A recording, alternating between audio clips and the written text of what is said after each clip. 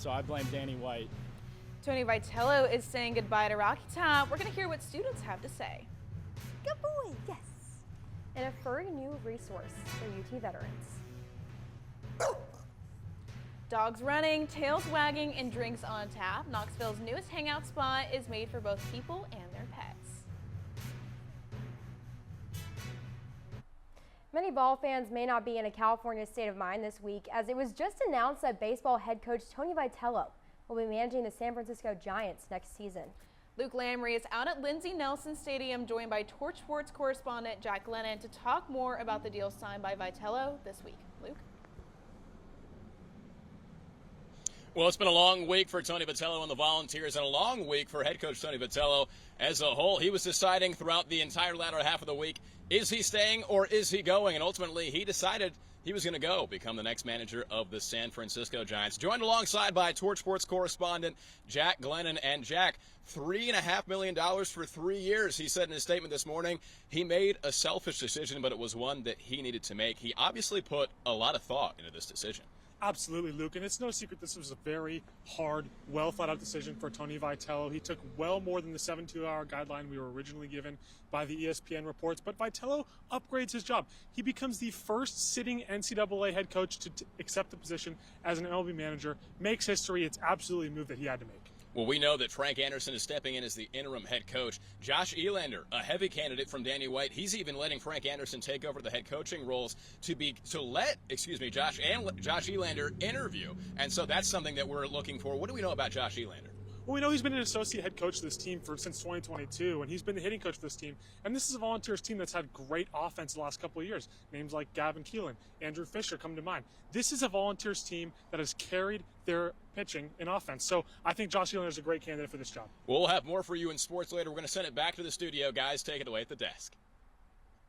Yeah, stay with us, because later we're going to be checking in with Jack to hear how Vol Nation has reacted to the news of Vitello's departure. Speaking of cold weather, it's been cooling off here in Knoxville. Let's check in with our Assistant Chief Weather Specialist, Jackson Berg, to see what the weather is going to look like over in Lexington tomorrow night. We're hoping for some good news. Yeah. Thank you, Aubrey. Yeah, Vols, if you're heading down to Lexington this weekend to watch the Vols take on the Wildcats, it's actually looking like it's going to be kind of that first really chilly game day of this season. I don't know if that's good or bad, Grayson, but pregame around 4 p.m. is looking to be about 62 degrees with just some clouds in the sky, making it feel a little bit colder. And then moving to 8 o'clock, just after kickoff, temperatures are looking to be around 55 degrees with a little more clouds in the sky. So definitely going to be feeling pretty cold. And then at 11 p.m. nearing the end of game time, temperatures will drop to the upper 40s. And with the night getting deeper, it is just going to be getting colder and colder in Lexington.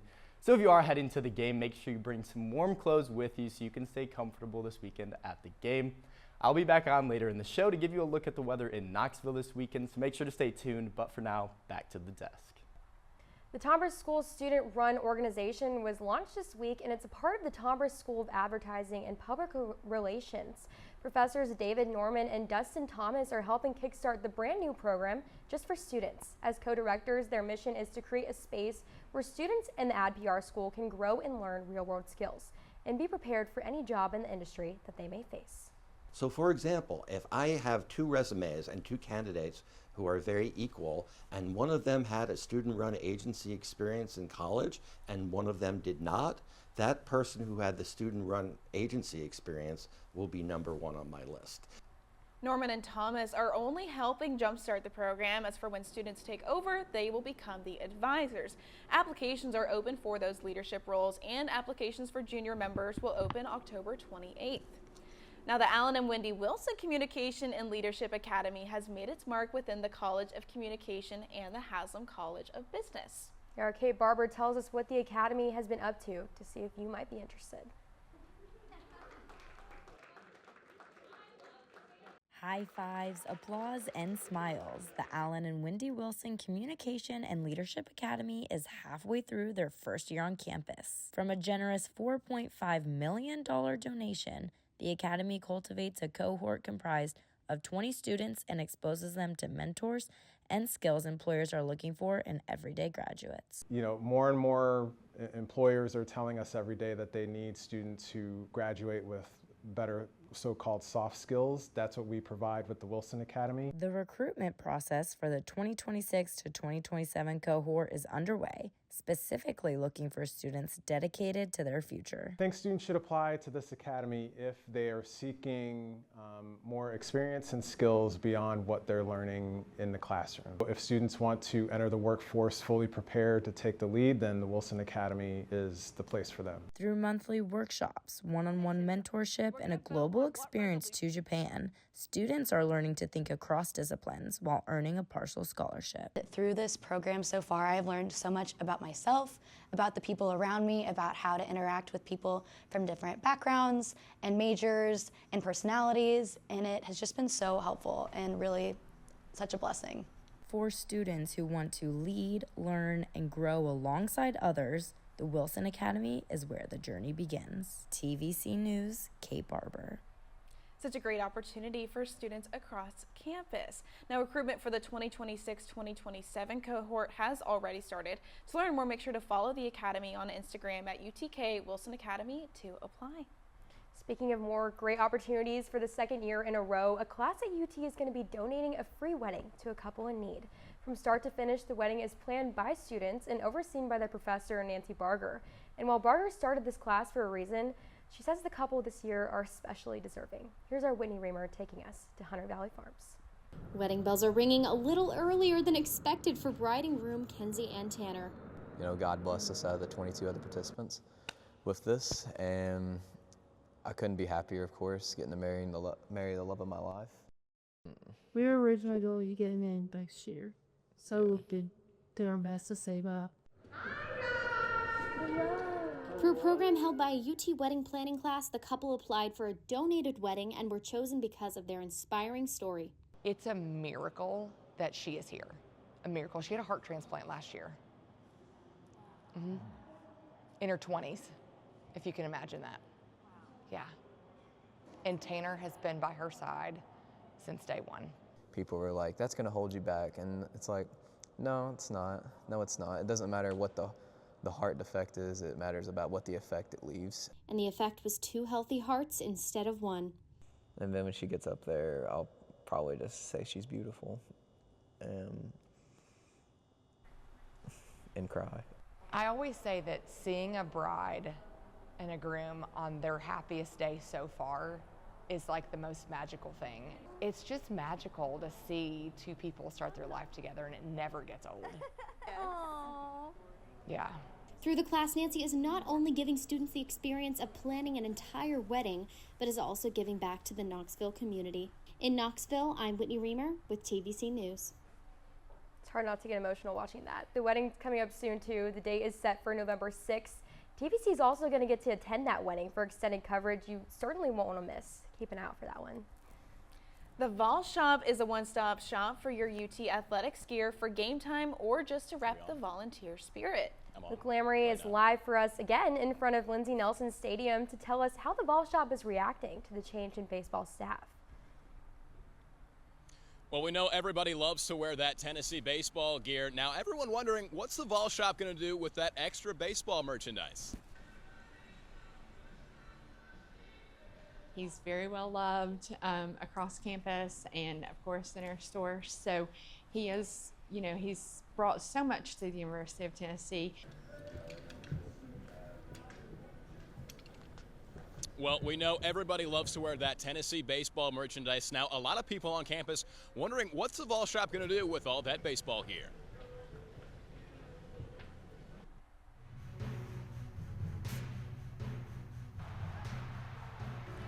Coming up, we're going to hear from students and their reactions to Tony leaving for San Francisco. And the Vols are heading to Kentucky for the border battle. La esperanza ha sido parte de mi recuperación porque a veces era lo único que tenía. Fue solamente cuando entré en recuperación que quizás recordé mis pasiones, pero creo que lo más importante es en la manera de que la vida puede comenzar nuevamente.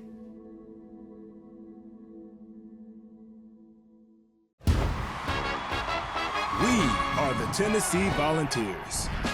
People who create connections, push boundaries, do the research that changes lives. We've got world-class academics and championship athletics. To be the best, you gotta learn from the best. And if you wanna lead, you gotta light the way. We've got what it takes. It takes a volunteer. Welcome back to Vol News. UT researchers are saying they might have finally found a solution to a pest that harms soybeans. They're known as one of Tennessee's most valuable crops, and I spoke with them to learn more. All soybean producing states Why is my phone? in the United States are about 45. It's a nationwide issue threatening soybean farmers. All of them are infected with soybean cyst nematodes. Soybean cyst nematodes are microscopic worms that feed on soybean roots. They can cost farmers an estimate of about $1.5 billion of yield loss per year, according to UT professor Dr. Tara Kuwazi. So our project is to fix this problem. Kuwazi has helped lead a team of UT researchers searching for a solution for the past 7 years. And once they are tall enough, we put them in a different media, so they generate roots in the media, and then we transfer them in the soil. And use this clicker to just take count every time we see a cyst. Among the team is research technician Nicole Coffey, who analyzes the cysts. It's very important because that's the actual infection. That's what indicates how infected the plants are. And after years of research, that solution finally came through. It's a powerful gene that helps soybeans naturally resist race 2 of the cyst nematode, the most damaging strain found in the southern states. And so far, none of the commercially available soybean cultivars have this resistant gene. Kuwazi says after further testing, the team plans to breed the gene into a new soybean variety resistant to cyst nematode. Crops farmers across Tennessee and across the country could soon grow. The researchers tell me they're still trying to explain what specifically changes inside the gene to make it resistant before commercial use, but they've already attracted plenty of interest, and once the new cultivar is ready, they believe it's going to help with soybean production for a very long time. Now here's Lauren and Sophie to update you on what's going on in Tennessee athletics.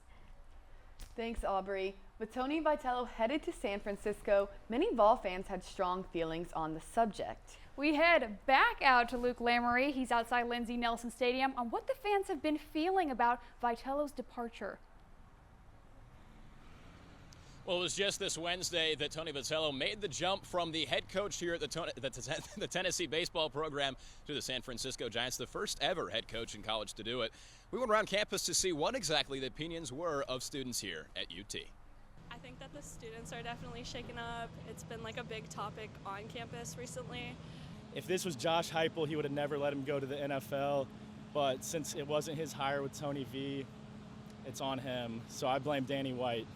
I've heard that there was very minimal conversations between them two, and he said that he was sending one of his assistants out to talk to Tony V rather than showing up on his front porch, which is what he should have done. He should have been at Tony V's house doing whatever he could to keep him at Tennessee. We do thank him, but it's Vol Nation. You got to stay with us, So. You can't pass up that promotion. It's pretty big. I mean, you only get one shot to go to the majors, so why not take it? That Tony made baseball at Tennessee. There was no baseball at Tennessee before Tony V. Nobody watched Tennessee baseball, and he has grown the sport not only at Tennessee but just nationally. College baseball is growing every year. I still think we'll be a powerhouse, but we might not be as good without Tony, but hopefully we are. I mean, whoever steps up is gonna have big shoes to fill.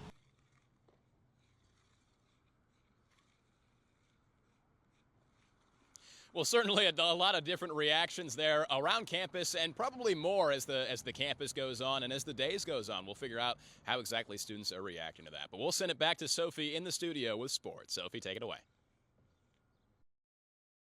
It was a rough weekend for the Vols in Tuscaloosa. After digging themselves into a hole early, the Vols found themselves at the goal line looking to cut Alabama's lead before the half. But with 9 seconds remaining, the Bama defense picked off Joey Aguilar's pass and took it back to the house to extend their lead to 16.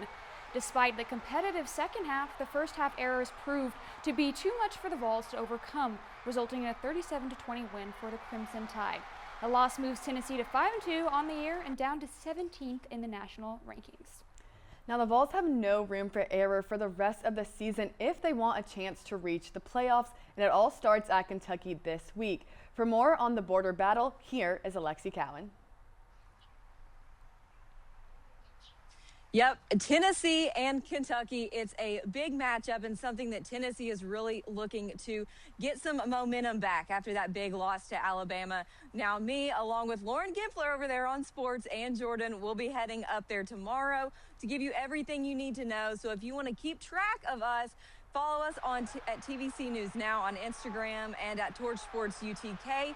And we're going to have the whole breakdown of Tennessee and Kentucky in just a couple minutes at 2 o'clock right here on Torch Sports.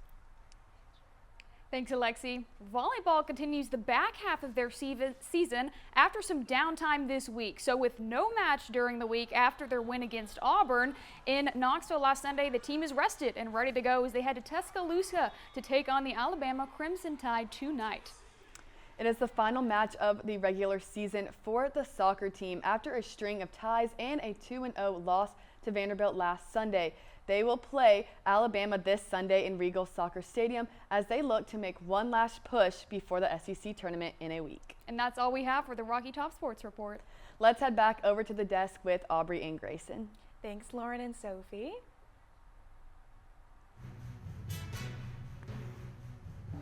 So coming up, Student Engagement Organization fundraiser and Pumpkin Patch brought students of all ages together. La esperanza ha sido parte de mi recuperación porque a veces era lo único que tenía.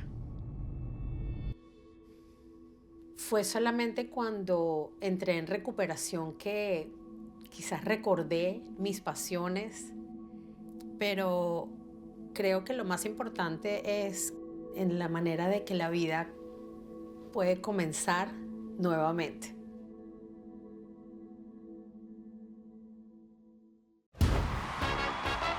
We are the Tennessee Volunteers. People who create connections, push boundaries, do the research that changes lives. We've got world-class academics and championship athletics. To be the best, you gotta learn from the best. And if you wanna lead, you gotta light the way. We've got what it takes. It takes a volunteer. Welcome back, Vols. I'm Jackson Berg, and let's take a look at the weather you should be expecting in Knoxville this weekend. Starting today, temperatures are looking to reach the mid-60s with relatively clear skies, low gusts of wind, and pretty much no chance of rain. It's pretty ideal fall weather in my book. Lows throughout the night will be in the low 40s, but that same weather will carry into Saturday with highs of almost 70 degrees with just a few clouds in the sky. Lows will be dropping to the upper 40s into Sunday, where highs will reach the mid-60s. But then some rain is looking to be moving in Sunday evening, lasting throughout Monday morning with lows around 50, and then Monday clearing up throughout the day. But highs will only reach about 60 degrees throughout the day with some scattered showers possible throughout the morning hours before cooling down to the upper 40s Monday night. Overall, it's looking to be a pretty great fall weekend, so make sure to get outside before the weather gets a little bit too cold for it. But that is all I have for you today. Now back to the desk. Thanks, Jackson. Now, flu season is upon us, with that many students find themselves asking whether or not they should get their flu shot. For some, it just comes down to convenience, finding the time and place to get vaccinated. Now, the Student Health Center will be providing both flu and COVID vaccines for students throughout the fall as part of their Vols Get Vaxxed campaign. The vaccine clinic will be set up twice a week at various campus locations. The process is quick and easy. Just show up and sign up. We come out and do these campus clinics so that we can remove barriers to access and make sure that the only reason somebody doesn't get a vaccine is not that they didn't know where to get one.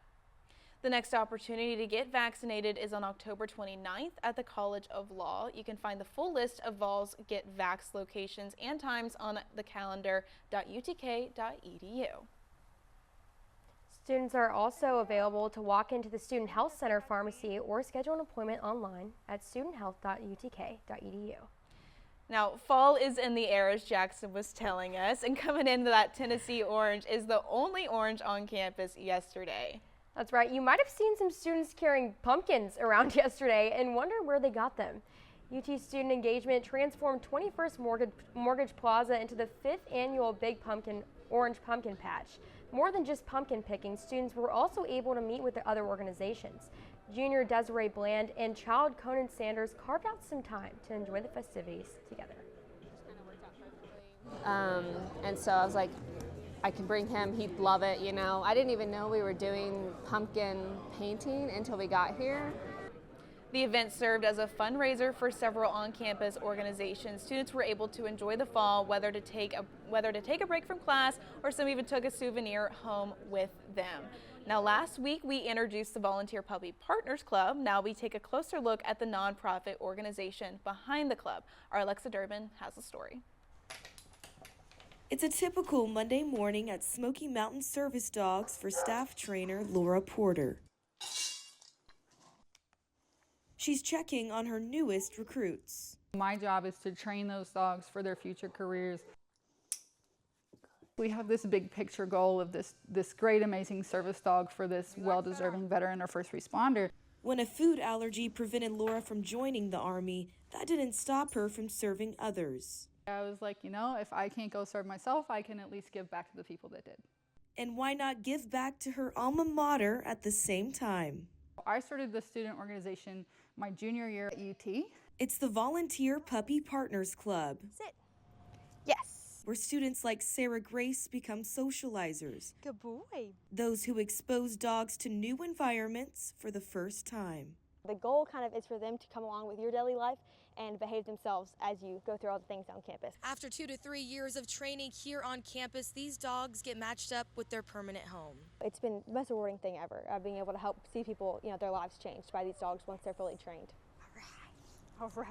Unleashing a companion for veterans, one dog at a time. It is as much of a life-changing process for the volunteers and for the handlers. Good. Raise a puppy, change a life. In Lenore City, I'm Alexa Durbin, Vol News.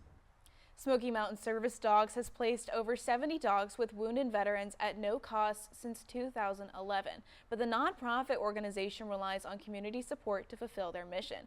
For every $1 donated, about 95 cents goes directly to the training of the dogs. To support the cause, you can donate by visiting SmokyMountainServiceDogs.org. And a new Knoxville business is giving dog owners a fresh twist on taking out your dog. Caitlin Kirkpatrick takes us to Wag Bar. It's a one-of-a-kind off-leash dog park and bar.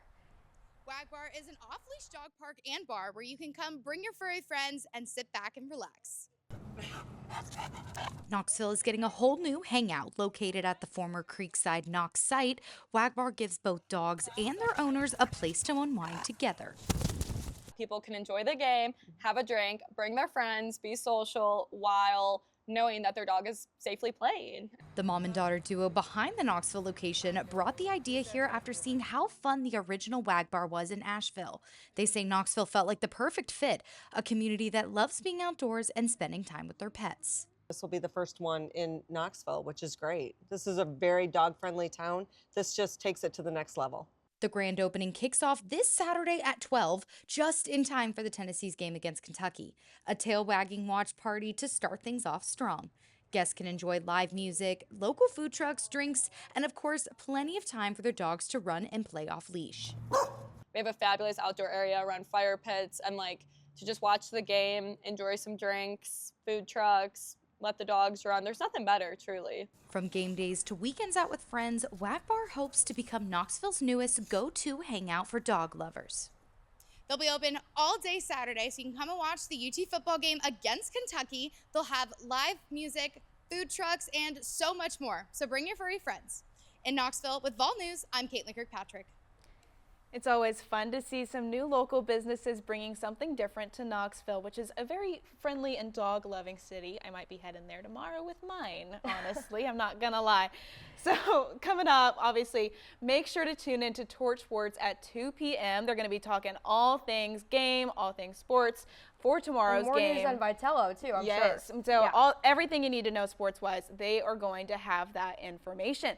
Also, you want to make sure to follow us on Instagram at TVC News Now. We're going to have TVC Plus going up later today with some extended coverage of our work throughout the week. Yeah, that's right. And We're going to wish you guys a wonderful weekend. But for now, as always, Go Vols!